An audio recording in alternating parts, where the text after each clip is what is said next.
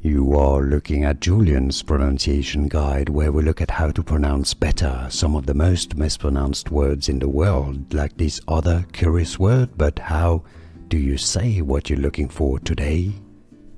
Let's learn once and for all how to pronounce this sound from phonetics, from the symbol as well of the IPA, the International Phonetics. This represents the sounds of the letter A, but of course the letter A has different pronunciations in English. This is the pronunciation as ah.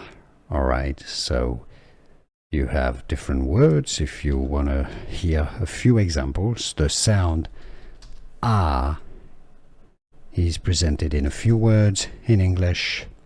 But, for example, to swat, or that, hat, that.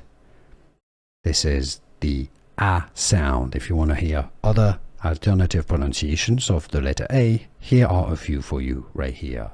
Here are more videos on how to pronounce more confusing words and names too many mispronounced. Like this video if you found it useful. I appreciate your support. I'll see you soon and thanks for watching.